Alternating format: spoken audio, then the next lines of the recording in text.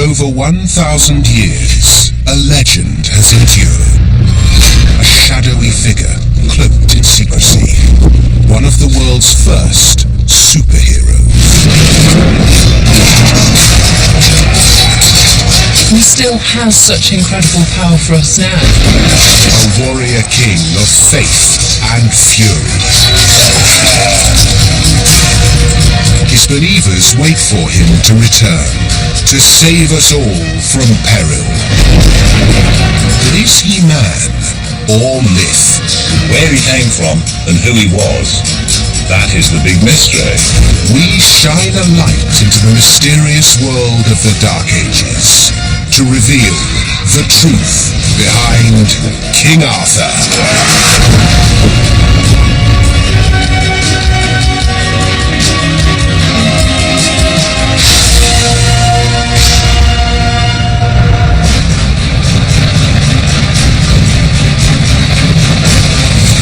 Quest for the truth behind King Arthur begins.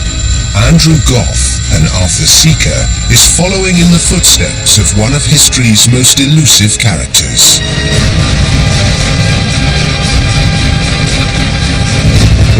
I have been enchanted with the legends of King Arthur my entire life since I was a child.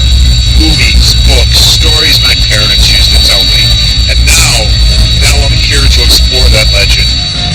Andrew investigates the legendary king's life, from his birth to death, and into the world of the paranormal. On the Atlantic coast of Cornwall, overlooking the Celtic Sea, lie the ruins of Tintagel Castle, built on the site where legend has it that Arthur was brought into this world. We're flying over Tintagel. This is the first time I've seen it. It's an imposing fortress. Could this be the birthplace of King Arthur? To find out, I'm going to have to get my feet on the ground.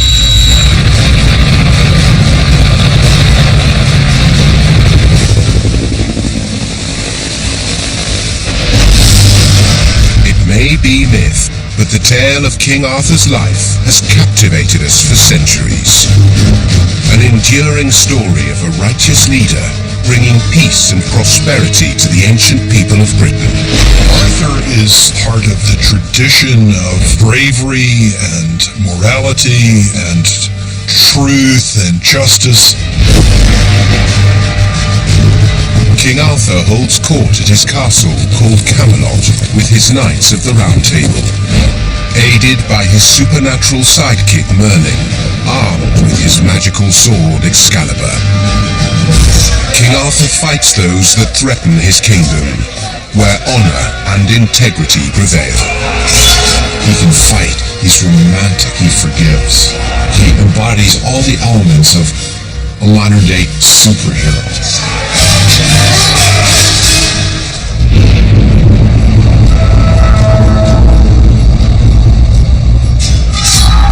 In his last battle, King Arthur is grievously wounded by his own son, Mordred. Excalibur is offered to the mysterious Lady in the Lake, and Arthur disappears to the Vale of Avalon. Legend has it that he will someday return to save Britain at its time of greatest need, the once and future king. Arthur is sleeping somewhere in suspended animation, waiting to come back to save his people. Today, Arthur and the whole legend about his return is more important to us than ever before, because there's this general fear that perhaps we're in trouble and the planet needs some help.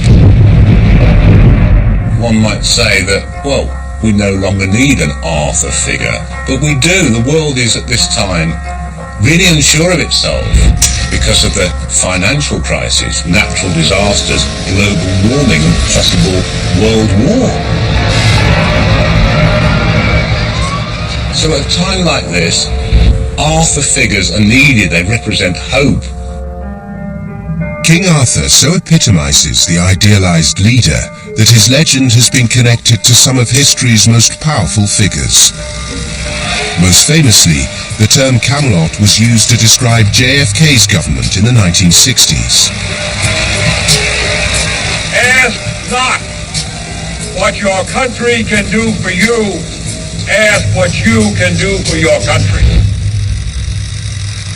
Poignantly, his widow Jacqueline would recite, "There will be other great presidents, but there will never be another Camelot." Such is the power of the legend of Arthur.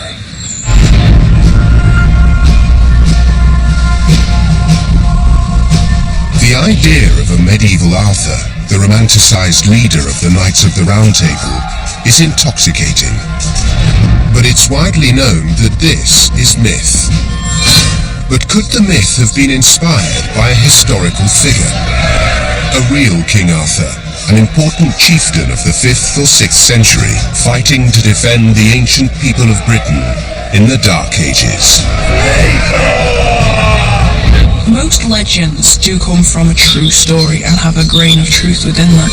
It is very possible that something occurred here, that some hero lived during the Dark Ages, and that we've passed that down as the legend of Arthur.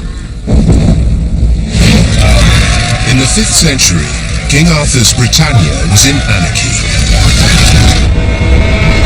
The Romans had left. Tribes of Angles and Saxons from Denmark and Germany were on the attack. They started to seize control from the native Britons. Then eventually something, or someone, brought them to a temporary halt. Some historians think this could have been the real King Arthur.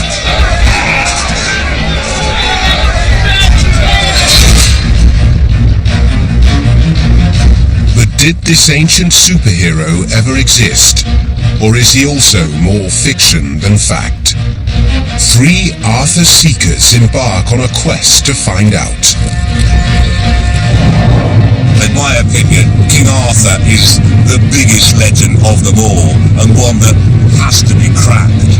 Every element of his life story will be analysed, from his birth, his reign at Camelot, and the mystery surrounding his death. We're looking for something to believe in, and then we're looking for the science that backs up those stories. Are we talking about a literary figure, or are we talking about a historical figure? And to answer that question, we have to look at where the whole legend of Arthur comes from.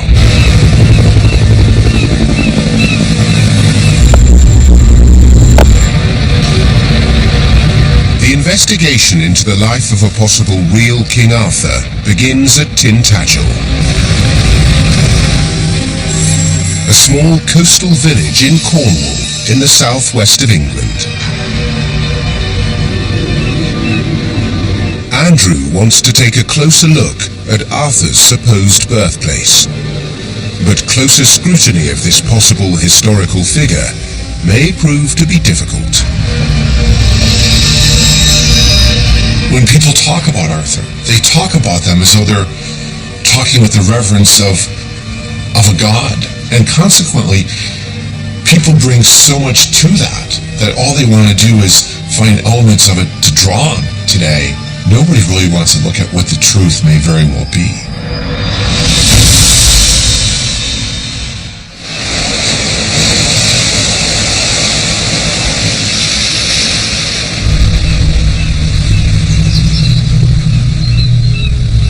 Tintagel has had links with King Arthur since the 12th century. Archaeology backs up the idea that this coastal settlement was a major trading hub at the time when the real King Arthur supposedly ruled. Some historians claim it may even have been a royal fortress. In 1998, a new frenzy of speculation begins after a shocking discovery. As they turned over one of these slates, there was an inscription, or a broken piece of inscription, underneath the slate. It didn't actually say Arthur was here, but it said Arthno. It was close enough for the Arthur believers.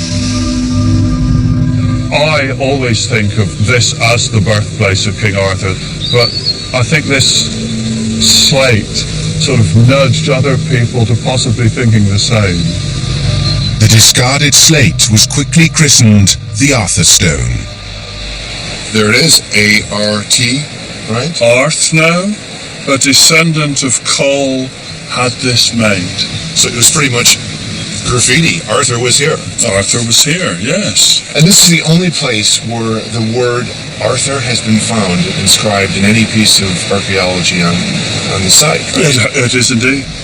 The slate was found in the remains of this ruined building, reused as part of a drain cover. It's since been securely dated as a genuine 6th century find. So for you personally, Rob, does this prove anything? It proves that there was a name similar to Arthur here at that time, but of course, being Cornish and a Celt, this is Arthur's birthplace as far as I'm concerned. What I find interesting is that of all the archaeological record there's only one piece of slate that has any name associated with it, and then what does it say? It could say Arthur. Okay, maybe coincidental, but it's interesting. Andrew travels deeper into the heart of England to find out more, but he's not the only one intrigued by the legendary king. Arthur researcher Mary Ann O'Hotter wants to explore the myths that make up the Arthur story and unearth their historical origins. She starts with a myth that saw the boyhood Arthur grow into a king, the sword in the stone. When you look at the origins of the legend, there are, I think, kernels of truth that, as an anthropologist, I'm fascinated in. And they draw on universals that we find in folklore across time and across cultures. The story describes a gleaming sword thrust into a huge stone, and only the rightful King of Britain could pull it out. The fiercest warlords and the strongest soldiers tried in vain to free the blade. But then, young Arthur stepped forward.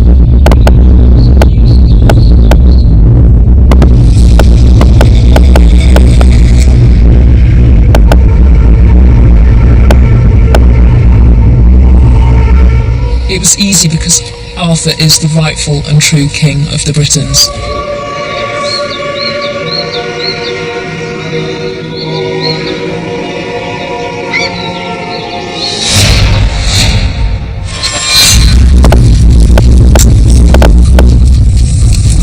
Mary Ann O'Hotter meets with a metal worker who uses the practices of the ancients. She's investigating the origins of the sword in the stone story. What I want to do is go and find out more about ancient sword-making techniques, because I think that might cast some light on this element of Arthur's legend. I suppose the sword we're going to cast would look something like this when it's finished. That is beautiful.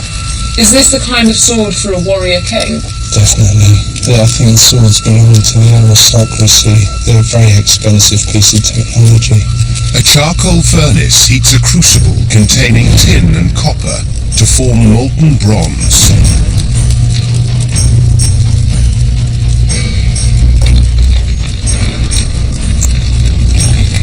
The bronze is poured into a single stone mould that forms the sword. What we're going to do now is draw the sword out of the stone mould. We'll draw the sword out of the stone, even. Yeah, definitely.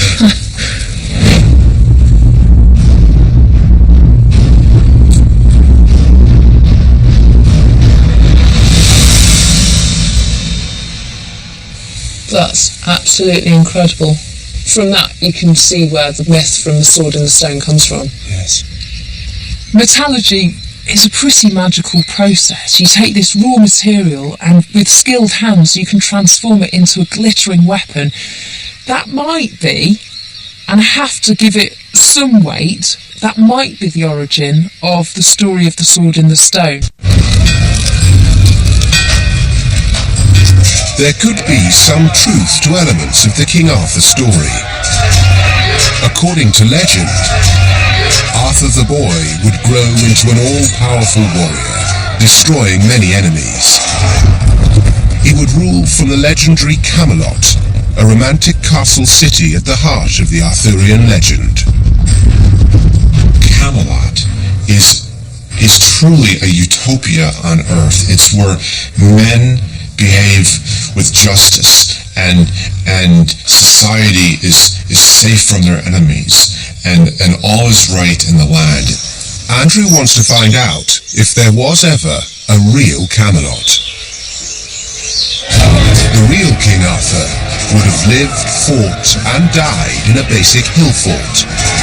If Andrew is going to find the real Camelot, he needs to look for the remains of a similar Dark Age stronghold, not the romanticized medieval castle of popular myth. One of the strongest contenders is located 19 kilometers from the town of Glastonbury, an ancient hill fort called Cadbury Hill.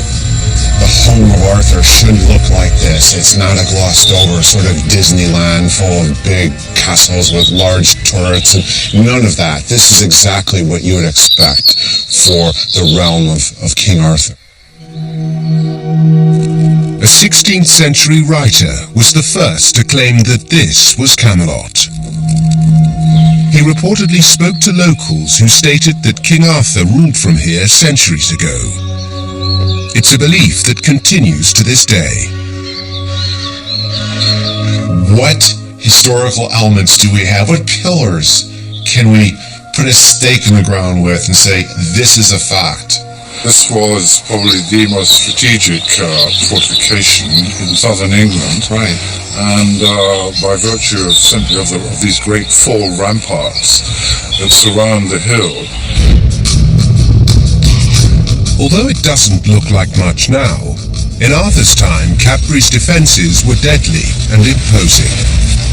800 men would have been necessary to man them. This was a mighty fortress, the seat of a leader of warlords.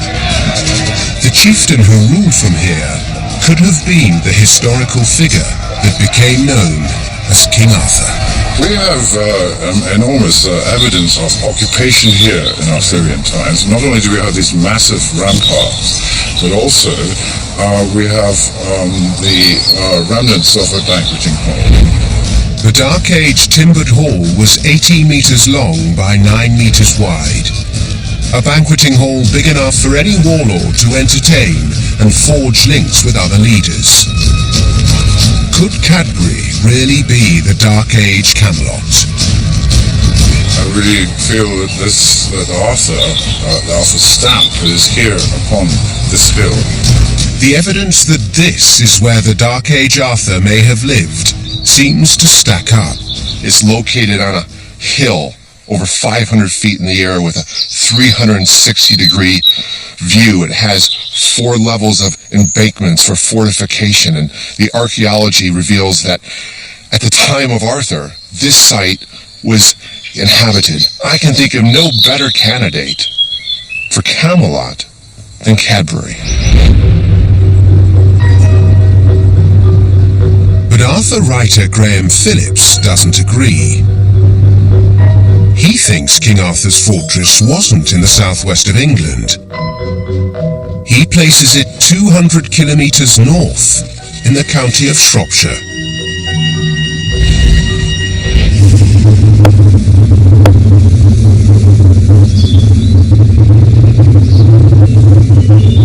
Graham's search for proof that the real Dark Age king lived in Shropshire begins just outside the village of Wroxeter. In Roman times, this was a bustling town called Viraconium, home to over 10,000 people. In the 1980s, archaeologists make a startling discovery. Somebody was refortifying here in the Dark Ages. At a time when most of the Britons were in retreat, it seems they were making a stand here. That this must have been the stronghold of a particularly important and powerful warlord. Well, this is exactly the time Arthur lived. And my research suggests that Arthur came from here. So it seems the archaeology is backing this up.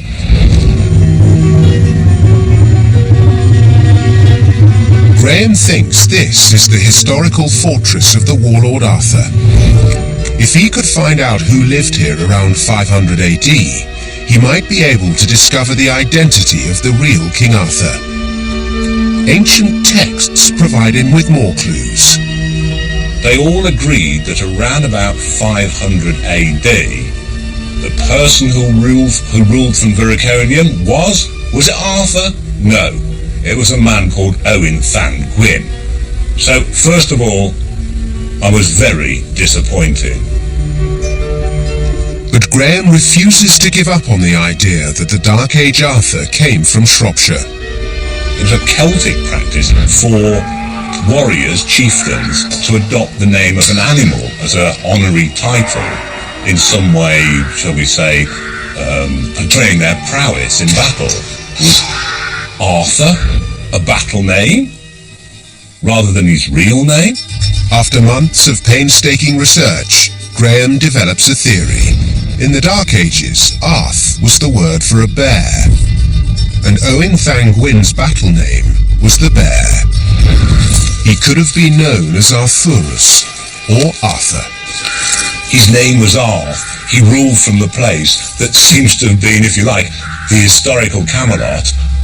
At that point I began to think, oh my goodness, I'm onto something.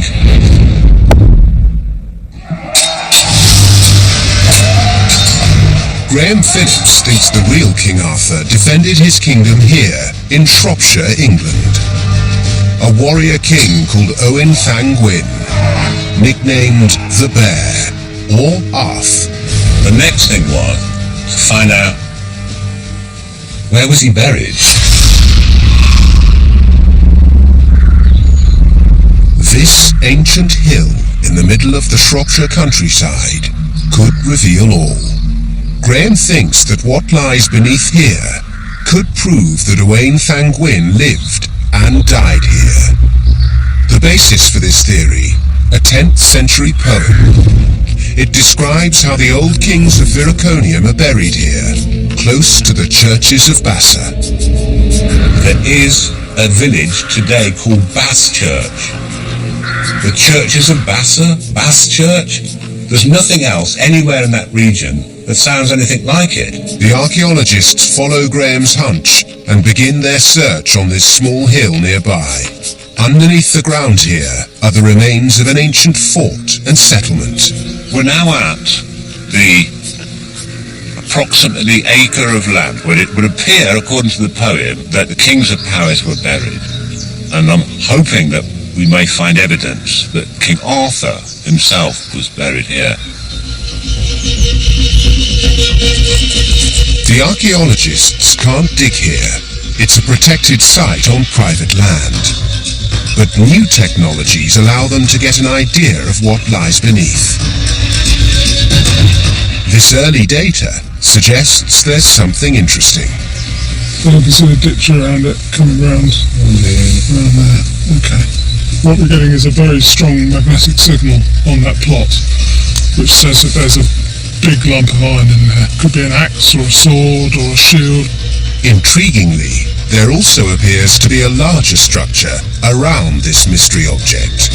It can't be a house, it's far too small to be a house, so it's likely therefore to be a burial.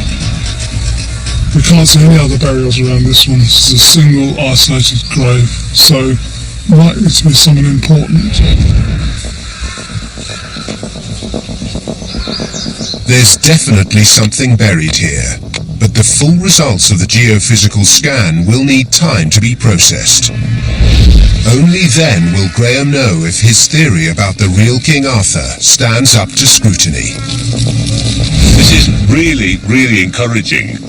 Right in the middle of this site, we have, this is a circular ditch, but in the centre of it, that black oblong there, that is the ferrous, in other words, iron object that could be the centre of a shield, known as a shield boss, in a circular grave. This here where that stake is now, could be marking the very burial site of King Arthur himself. Looking for archaeological evidence of the Dark Age king is just one way of solving this mystery. Mariana Horta is searching for the real historical events that may have inspired the legend. One element of the King Arthur story has intrigued us for hundreds of years. The Lady in the Lake. The Lady in the Lake is a character who introduces the sword Excalibur to Arthur, and the Lady of the Lake appears and she says to him, "Would you like the sword?"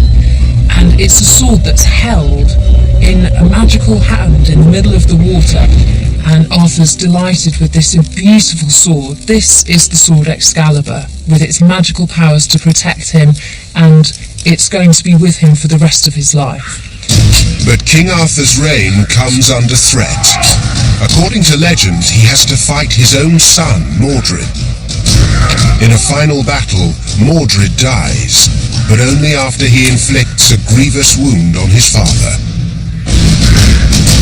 As he's dying, he orders his knight, Bedivere, to take his sword Excalibur to the shores of the lake and to throw it into the water. He takes the sword and he closes his eyes and he throws it into the water. And out of the water, the same enchanted hand comes and it grabs the sword and it brandishes it in the air. And then both sword and hand disappear into the water. And that's the end of Excalibur.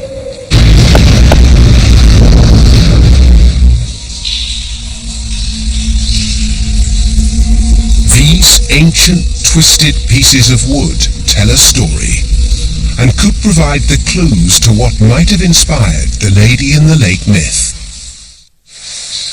This is a unique ancient monument.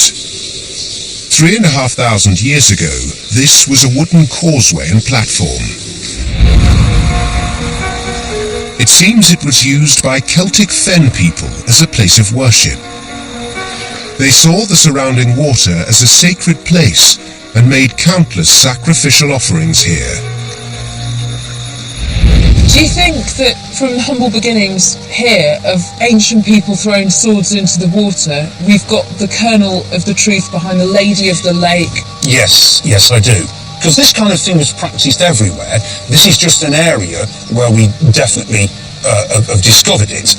And of course it's passed down, and most definitely I would say that this is the kind of thing that would lead to the legend of the Lady in the Lake. The Lady in the Lake could be a memory of a very real act carried out in ancient times.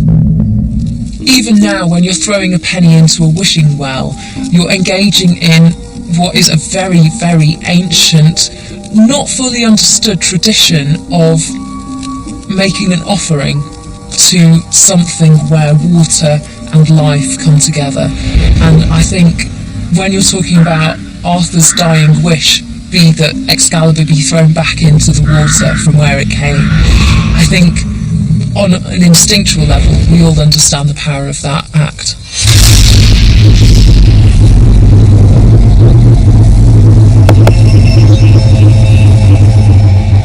This ancient lake is about 1/4 kilometre from the hill fort where Graham Phillips thinks the real King Arthur might be buried.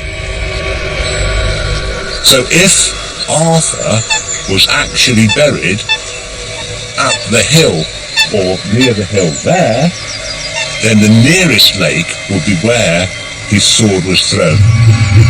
If sacrificial or votive offerings were made here in the Dark Ages, they could still be found.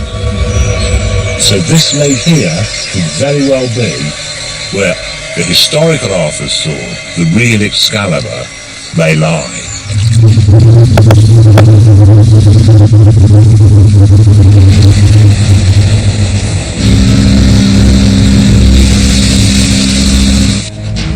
Graham Phillips thinks the sword of a real King Arthur might have been thrown into this lake as a sacrifice. A team of marine archaeologists begin their scan of this body of water. searching for artifacts that could prove that this is more than just a theory. If someone was buried here, his sword very much could have been cast into the lake. Who was buried here is the question.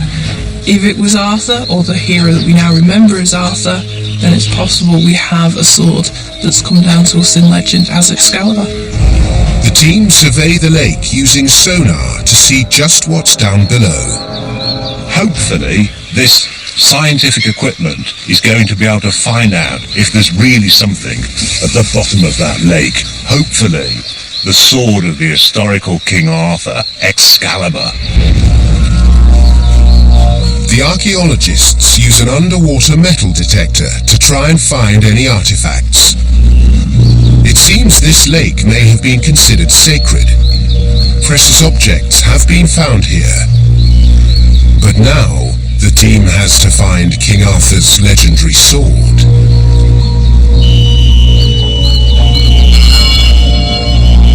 We've just had the reading go from completely as far as it goes to the negative, right the way through to the positive. It means something's affecting the Earth's magnetic field, normally a big heap of metal. We've got something huge sitting up at this end of the pool nearest to the hill fort.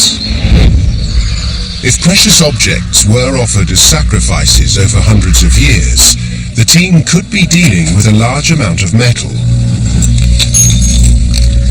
The divers disappear into this dark body of water. Obviously he can't see anything down there, so he's having to actually feel his way round.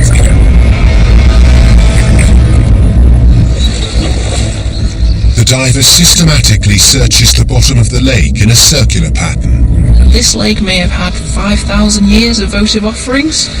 Right up to modern day, we're looking for one particular offering in that 5,000 years worth of history.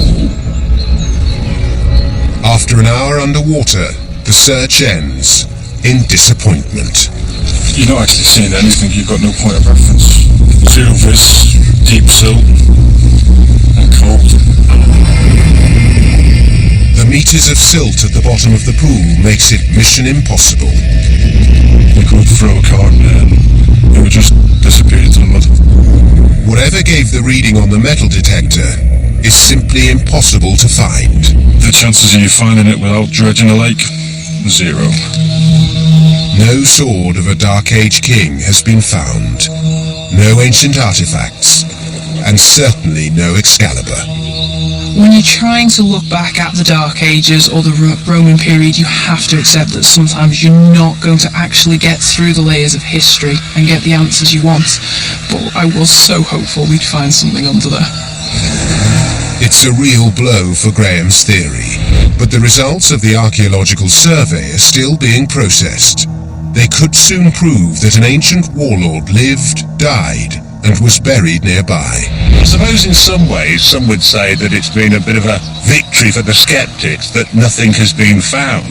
But I look at it as being yet another step towards finally being able to put the whole of the jigsaw together. Arthur's death and burial remain an eternal riddle. Legend describes the wounded Arthur being sailed to the mysterious Isle of Avalon. But with so few clues, tracking down the legendary king is no easy task. King Arthur is associated with all kinds of Celtic countries. So now you have England, and not just England, but all parts of England, the north, the south, the west in particular. You have Scotland, Ireland, France, Italy, even Russia has laid claim to King Arthur. Whilst Graham Phillips' search for King Arthur in Shropshire continues, Andrew investigates the idea that the Dark Age warlord was born, lived and died in the southwest of England, in Glastonbury, in the county of Somerset. It's here that believers claim that hard evidence of King Arthur was discovered in the 12th century. We're told that he was taken to the Isle of Avalon.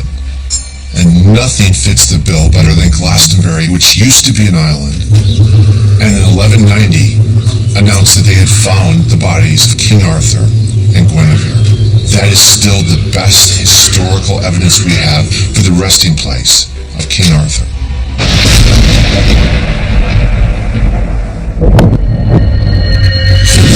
In the late 12th century, a mystery that's lasted over 800 years begins. According to medieval accounts, the monks at Glastonbury Abbey discover a huge wooden coffin containing a male and a female skeleton. The female skeleton still had golden hair, which as one of the monks leant down to pick it up, crumbled in his hands. The monks also find a lead cross near the coffin. There was an inscription on a cross on top of this tomb saying that this was the body of King Arthur and his second wife, Guinevere. The supposed discovery has quite an impact. So suddenly you had the very real Arthur that really exists. The repercussions of that over the next 800 years to the modern day, huge, massive. Even today, the site of the legendary king's supposed grave remains a place of pilgrimage. Many are convinced that what was discovered 5 meters under the ground here was proof of Arthur's existence. So Gordon, is this truly the tomb of the legendary King Arthur? Yes, it is. And how do we know that? Well, because the tomb was found here, the coffins were found here of Arthur and Guinevere. So what evidence was there with the tombs that would associate King Arthur in the first place? In the coffins was found this cross. This is a replica of the original that was found with King Arthur and Guinevere. According to medieval accounts, the inscription on the cross reads, "Here lies the renowned King Arthur, in the Isle of Avalon." Gordon has researched the accounts of the discovery and thinks they're true. But some historians think the unearthing was an elaborate 12th century hoax. They're suspicious about the real motive of the monks. The oldest church in the monastery had burned down by accident in 1184, leaving the monks with a severe cash crisis and also a problem of attracting back pilgrims to a burnt-out abbey. They needed sponsorship. They needed somebody famous, and Arthur was on the mental map at that time. You could say that the monks were desperately in need of funds at that particular time, but I don't think that that's enough evidence to say that Arthur isn't here. Fake or not, the two royal skeletons were supposedly moved to a more regal tomb after their discovery. So this is where the bodies eventually ended up. That's amazing. Are you telling me that his body, Arthur and Guinevere, were here for what? Over 300 years? What remains when they were transported from where we were before were brought to this place, to the high altar, and a tomb was built. Do you believe that King Arthur and Guinevere were here in this spot for over 300 years? I most certainly do. The abbey was destroyed in the 16th century. All evidence of the tomb and the bodies disappeared. But the mystery still endures. Could have been Arthur. Two problems. First is the monks had an appallingly clear incentive for finding anybody approximating to Arthur in a hurry, and it worked. The other thing is that the cross was forged in the wrong way, so whoever drew it up got the dating wrong when he forged it by a few hundred years. It seems Arthur was attracting hoaxers even 900 years ago. From the get-go, the very attempt of claiming the heritage of the bodies of Arthur and Guinevere is a hoax. And that's not to say that the abbey isn't sanctified, isn't sacred, but is it associated with Arthur? I have my doubts. There is no concrete evidence for Arthur's body in Glastonbury, but further north in Shropshire, Graham Phillips' quest goes on. His work with archaeologists suggests there could be an underground chamber near the mound where he thinks the real King Arthur lies. Metallic readings have also showed evidence of an object that could be the middle of a king's shield, otherwise known as a boss. Graham thinks there is a burial of a Dark Age king there, buried in the crouched position with his shield placed on top. After a 2-week wait, the full results are ready. My hope is that somehow we can find some archaeological or scientific evidence that the remains of Arthur lie here.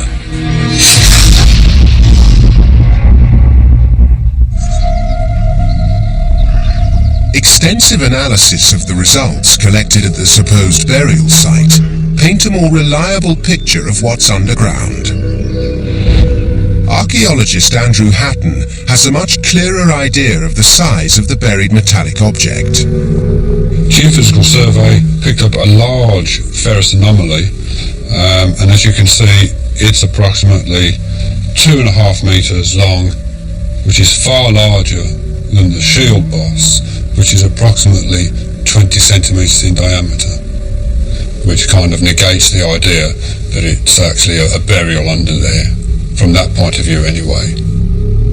The geophysical survey also picked up what could be seen as a rectangular structure, and if you see it within the context of the large ferrous object, it kind of suggests that this is actually the location of a furnace as opposed to a burial site, which is a pity.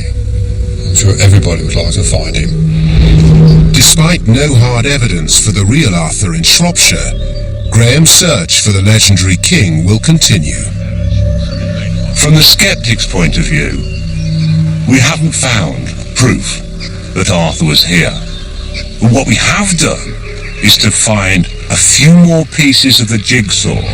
All we need is for science to advance archaeology just a little bit further, and I am 100% convinced we'll find King Arthur.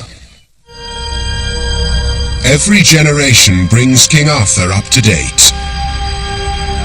New characters were added to the tale by romance writers, and other elements taken away because of the leaders of the time. But one 15th century writer would shape how we see King Arthur more than any other: Sir Thomas Malory. His book is Le Mort d'Arthur, which translates as The Death of Arthur. It's fantastic because that's the most ancient and famous history of the renowned Prince Arthur, King of Britain. Is this the definitive story? In many ways it is, certainly in English. Malory was a compiler and a translator, and he's sort of hoovering up all the different myths and legends about King Arthur, and he's putting them together into a single story in English for the first time. Malory wrote the first complete tale of Arthur's life, incorporating most of the elements we know today, defining how Arthur is depicted in film and on TV. This picture's beautiful, but this isn't a picture of Dark Age warriors, is it? No, certainly not. This is an image of late medieval knights with late medieval armor and weaponry. Certainly Malory is interested in creating an Arthur for his own time, and part of this project is making Arthur not sort of an ancient Celtic king, or early British king, but actually a Christian king, a late medieval Christian king. It's Malory who turned Arthur into the knight in shining armor that we know now. It's such an established interpretation that getting beyond it to the real King Arthur is no easy task. I think he's a mixture of Celtic mythology, of ancient practices involving swords and weapons and spiritual figures, and medieval romance. And I think there's a little bit of the contemporary. Arthur is who we want him to be. Mary Ann's quest has come to an end. Andrew's journey across the southwest of England has taken in the birth, life and death of the renowned king.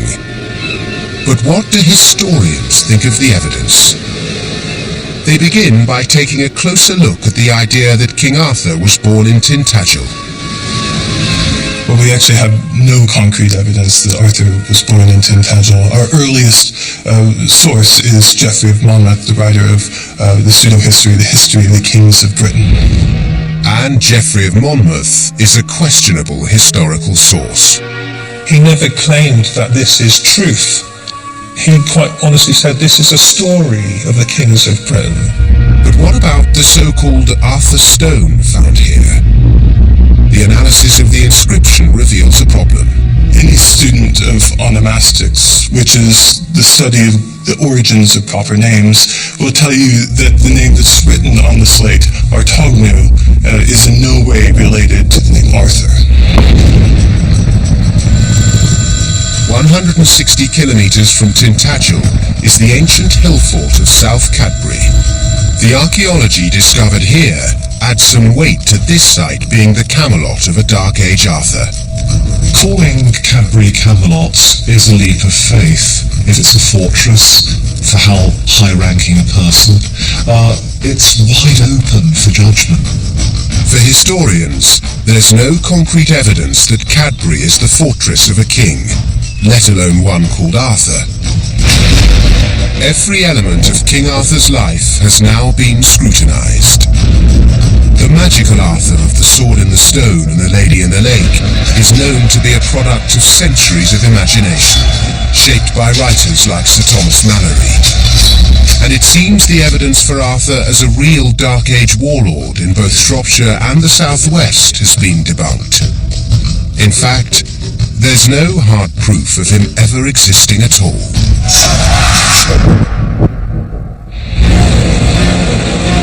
It's actually incredibly difficult in history to prove a negative, and I for one am not sorry about it. I'm very glad that people have options here, choices, can follow their instincts, so there can be many Arthurs for many people today, including no Arthur at all for some.